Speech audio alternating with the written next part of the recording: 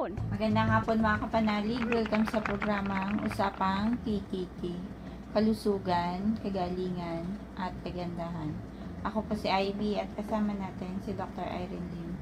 Para po sa inyong katanungan, maaari po kayong mag-text sa 0922-875-2899, 0925-896-1689 at 0917-810-6169. Para po sa may mga YouTube at Facebook, pwede nyo pong hanapin si Doc. Type nyo lang po ang Dr. Irene Lim. Gandang hapon, Doc. Magandang hapon pong muli sa inyong lahat at welcome po sa ating talakayan sa Usapang KKK. Ang inyo pong lingkod, si Dr. Irene Lim, ang magbibigay na naman po sa inyo ng panibagong kaalaman. And always remember that knowledge is power. Ligtas ang may kaalaman. And when you lose your health, you will lose everything. And paki-like, share, and subscribe po. I-type nyo lamang ang Dr. Irene Lim both sa YouTube and sa Facebook. So yung mga na-miss out nyo pong episode, pwede po ninyong i-search sa YouTube and Facebook. And paki-share na rin po by simply sharing yung atin pong episodes. Malaki na po ang naitutulong nyo niyan sa ating mga relatives and friends, no?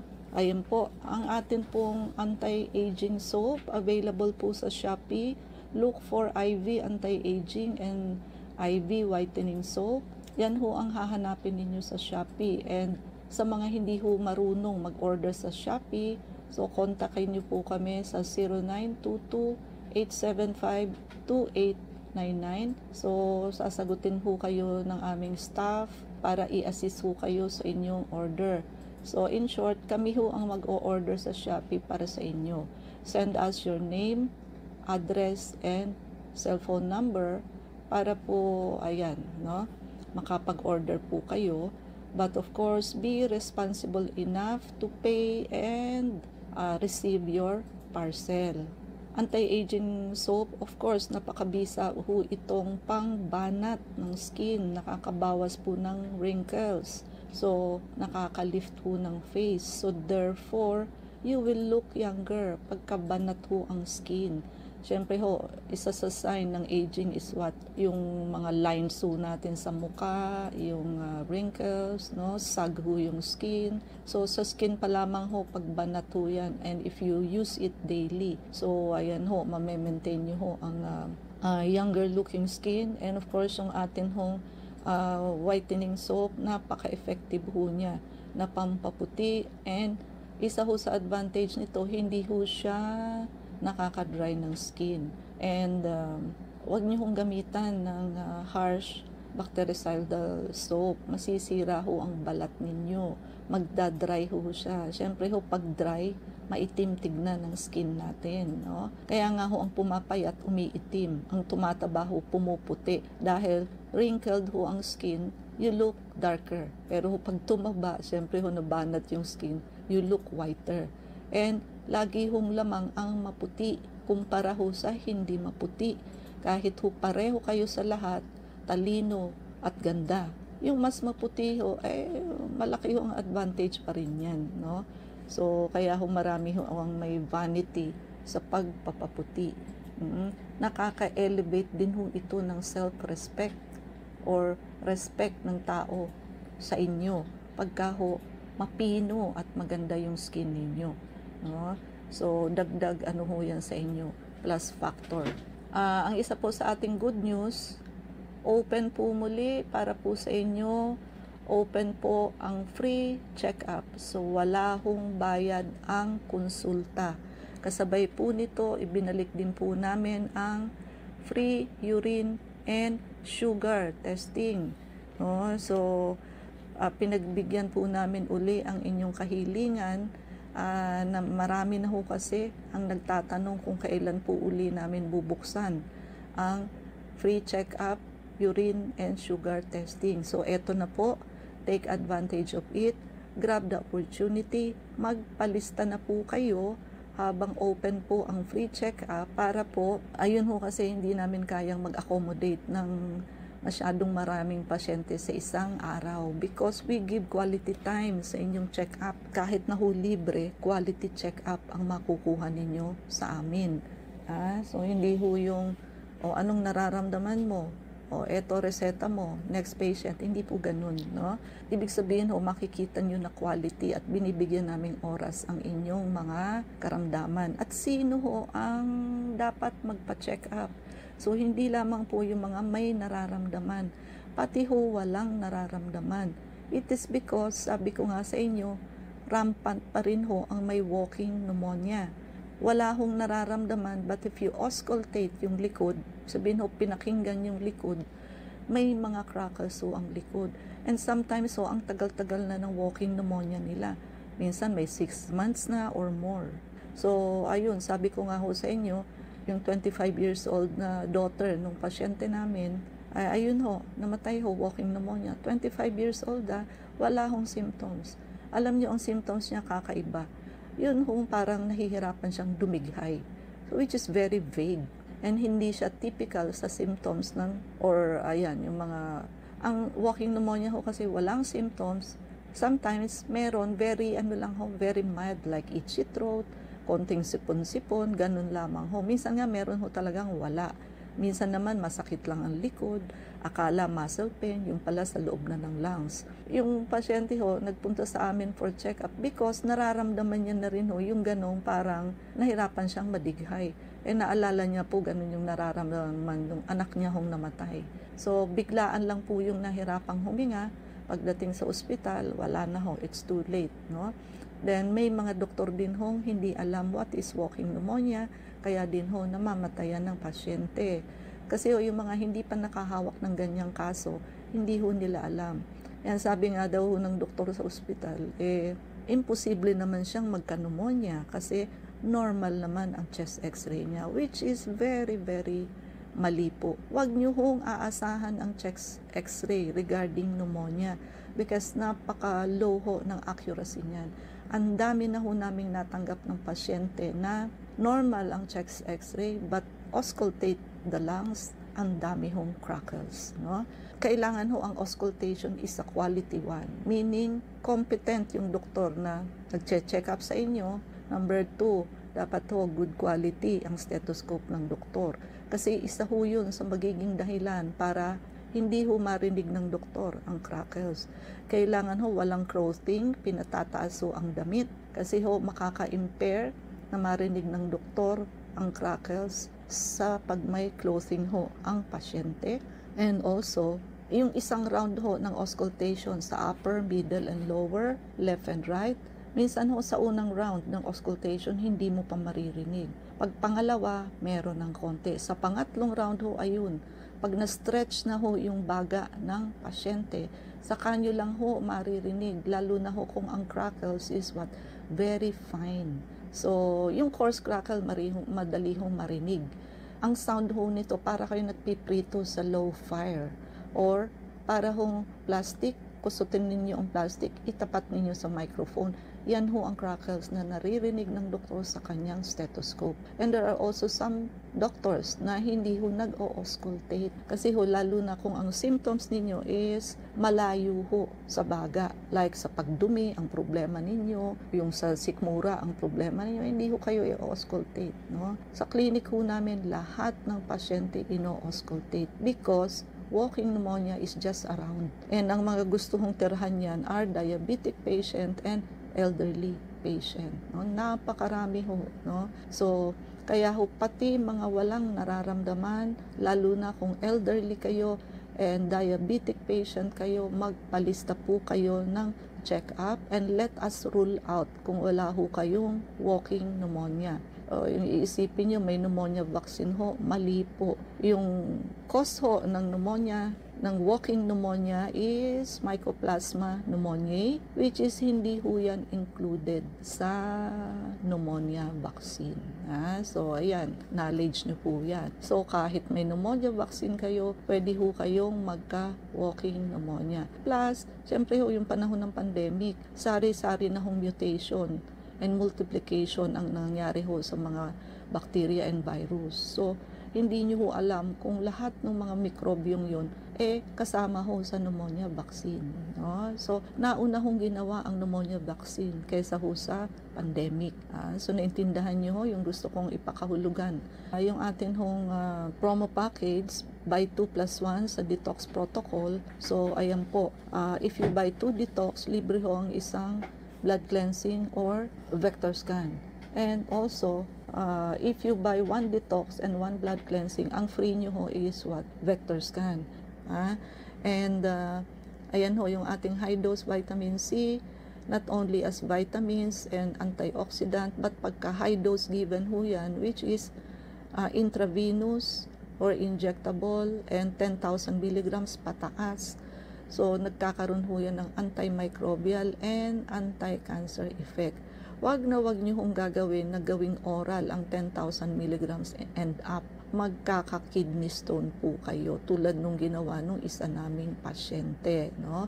So sumunod ho kayo sa tamang protocol. Wag yung kung ano-ano ho ang tinitignan ninyo kay Dr. Google, no? O kay Dr. Google ho, ang normal heart rate po mali, So normally dapat ho between 60 to 70.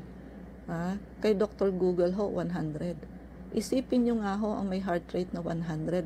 Hingal na po kayo niyan. Nakalagay kay Dr. Google, normal. Kaya ho yung pasyente namin kahapon, yung metoprolol ho sa as needed niya, iinumin. O sabi ko 98 ang heart rate mo, ba't di ka uminom? Di siya makasagot. Siguro ka ako nag-Dr. Google ka. Yun nga doktora, nakita ko hanggang 100. O ayan nga ka ako, 98 ka, normal? Hingal na hingal ka na nga labor breathing ka So, mali ho yun, Kasi sa Google, anybody can upload. So, hanggat wala hong nagko-correct dyan, yan ho, we will get wrong information, lalo na ho sa health. Isa na ho yung heart rate, mali po yan. It is only between 60 to 70 per minute ang normal, hindi ho 100. So, subukan nyo yung mga nasa 90 plus, 80 plus, medyo hingal na po kayo niyaan, no? So, paano mong sasabihin na hanggang 100 normal? This is an eye-opener. Kaya doktor ho ang paniwalaan nyo, wag si Dr. Google. Ayun po. So, pag sinabi natin nagkaka-antimicrobial effect, meaning ho, nakapapatay ng mikrobyo aside from bacteria. So, pati virus, fungus, protozoans like amoeba, and parasite. Ayun ho, ginagamit na rin ho ito sa mga ospital sa US.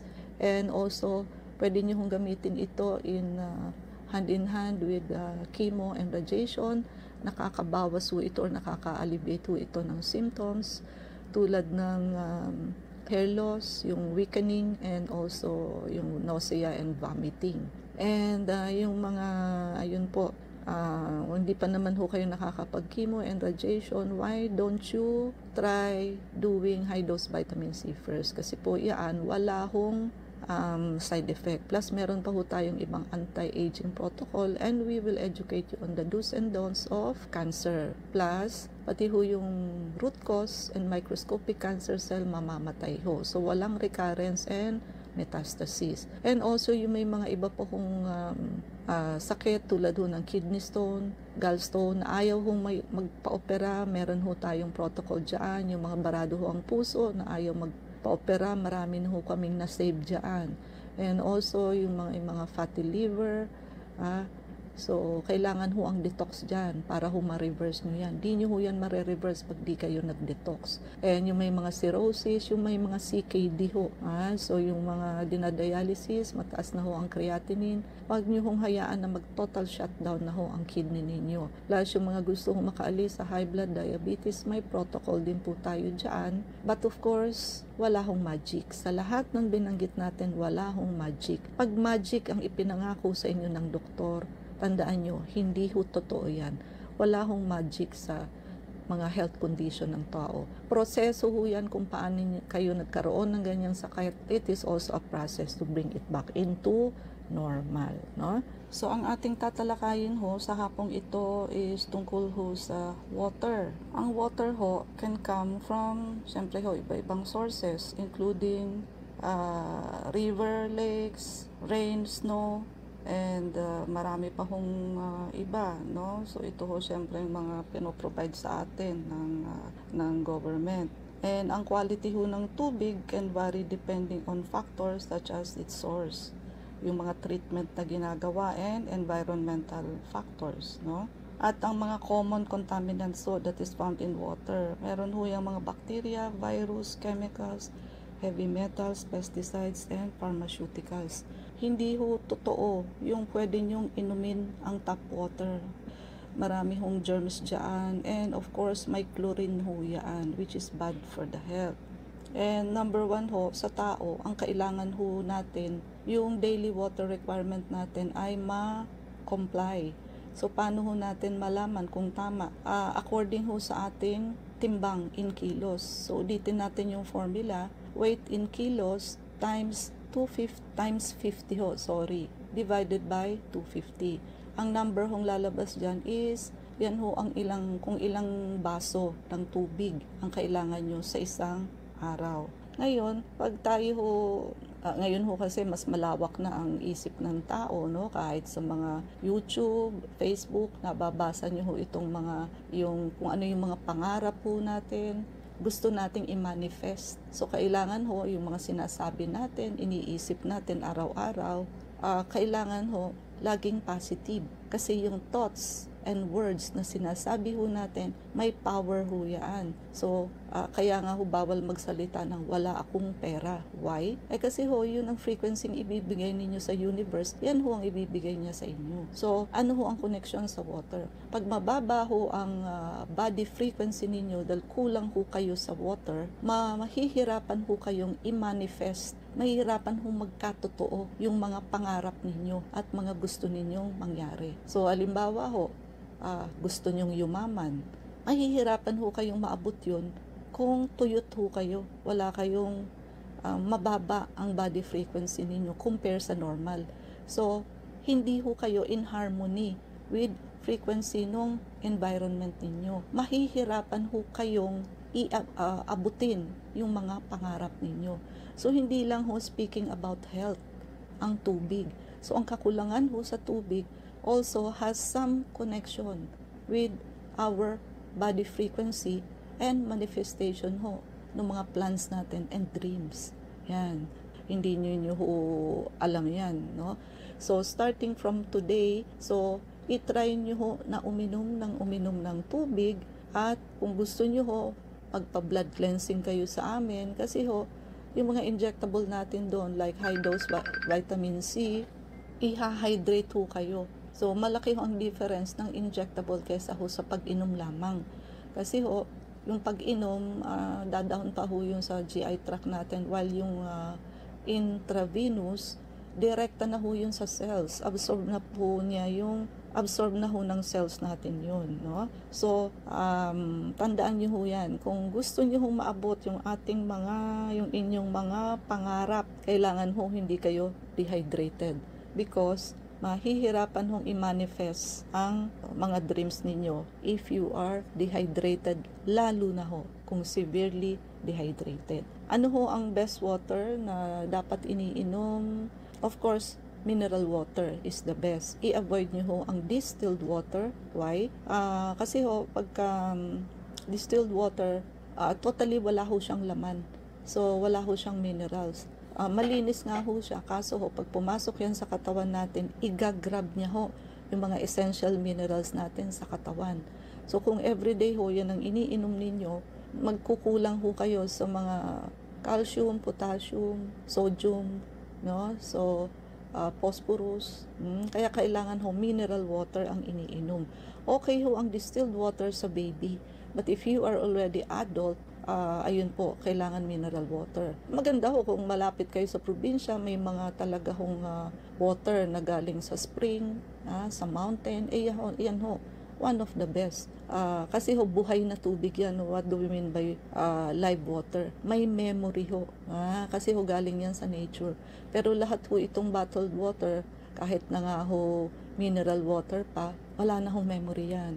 Kasi ang cells ho natin may memory. So yung memory ho sa tubig, importante ho yan para ma-recognize niya yung tamang function ng katawan. No? Kaya lang syempre, saan naman tayo kukuha ng mountain water or spring? So syempre, lumalabas lang sa gripo natin, bibili tayo ng tubig. So kung sa binibiling tubig ho, yung mineral water, one of the best na ho yun. Kasi pag mineral water, automatic ho yun alkaline. Ang the best hong water, aside from being a mineral water, ayan, alkaline, smaller molecule, and ano po siya, hydrogenated. And of course, yung pagiging smaller molecule niya. While yung tatlong quality ho niya ng tubig is what? Yan ho ang sikreto ng mga milagrosong tubig na kinukuha sa mga lugar-lugar. But let me remind you na hindi ho yan pwede sa mga bottled water na. Kasi ho, ipinasok yan dyan sa bote kung ilang linggo na o ilang buwan na. So, wala na hong alkalinity yan and antioxidant effect. So, kailangan ho yung ganyan freshly prepared. Tuturuan ho namin kayo sa clinic kung interested kayong magka-miracle water, how to do it. Because water is very much important not only to our health but also in the manifestation of our dreams. Para ho magkatotoo ang ating mga pangarap sa buhay. Hindi nyo ho yan maa-attain if you are severely dehydrated. IB? Para dun po sa mga nais magtanong, mag-text po kayo sa 0922-875-2899. Welcome po muli sa usapang Kikiki. Ako po si Ivy at kasama pa rin natin si Dr. Irene Lim. Doc, tanong ni 2493. Ano pong pwede painom na gamot? Wala naman po siyang ubo, pero kung dumadak po siya, may plema at madilaw-dilaw po na mag-green. Okay, so hindi ho natin pwedeng pagbasihan yung ubo, no? Sabi ko nga sa inyo, ang may walking pneumonia ho, walang symptoms, walang ubo, walang lagnat, walang sipon, no? The mere fact na may plema siya, ibig sabihin ho, may mikrobyo sa katawan niya.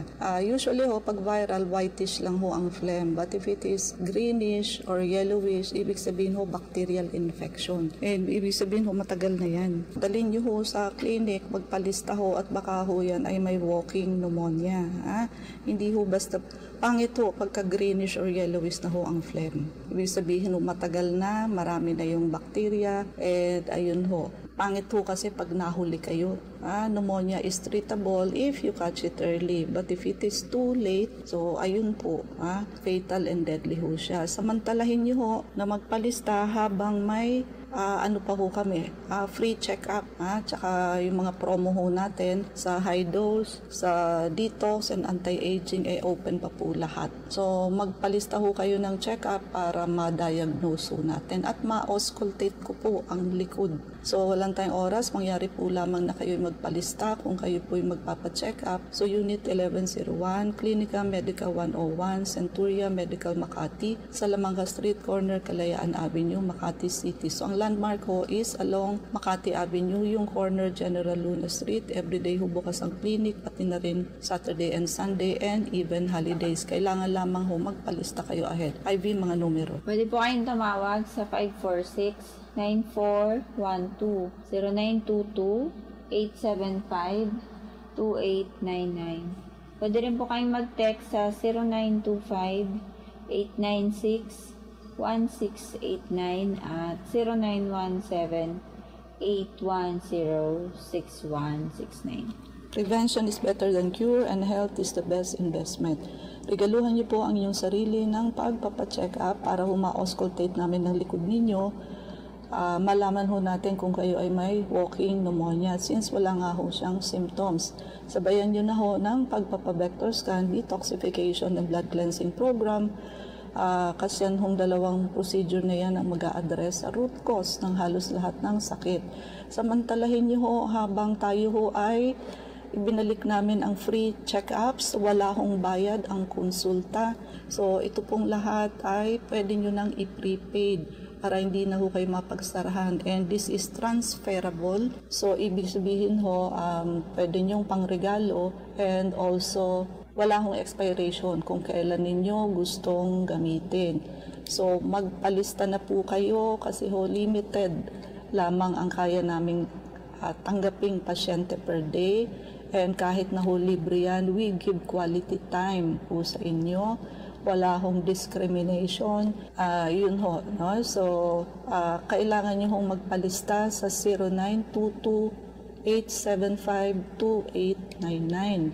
And habang ho, babalik lamang po, it is due to public demand sa dami ho ng text and call na natatanggap namin every day. So, ayan ho, this is for you, goodwill po namin para makatulong sa inyo. So, magpalista na ho kayo for free check-up. Inuulit ko, wala hong bayad ang konsulta. Kasama pa ho doon ang free ang urine and sugar testing. So, malalaman niyo ho kung kayo ay may diabetes at kung may kidney stone at infection ang ihi ninyo. And ang ating pong anti-aging and whitening soap available po sa Shopee. So, look for IV anti-aging and IV whitening soap. Very effective po yung mga yan, pambanat ng skin and pampaputi. And para po sa hindi marunong mag-Shopee, so isend niyo po sa amin ang inyong name, address, and cellphone number. Kami ho ang mag-o-order para sa inyo. But be responsible enough to pay and receive your parcel. So paki-like, share, and subscribe na rin po. I-type nyo lamang Dr. Irene Lim both sa YouTube and sa Facebook. Yung mga na-miss out nyo pong episode, pwede nyo pong i-search dyan. At yung mga hindi nyo po naintindihan, pwede nyo pong ulit-ulitin dyan at balikan. So, IB? Please like us on Facebook. Ang account natin ay Clinica Medica 101. Maraming salamat mga kapanalig sa paikinig sa amin sa hapong ito. Abangan niyo po muli kami bukas, alas 4 hanggang alas 4:30 ng hapon sa programang Usapang KKK. Sama natin si Dr. Irene Lim, si Ivy at Sumaynong Katotohanan. Salamat po.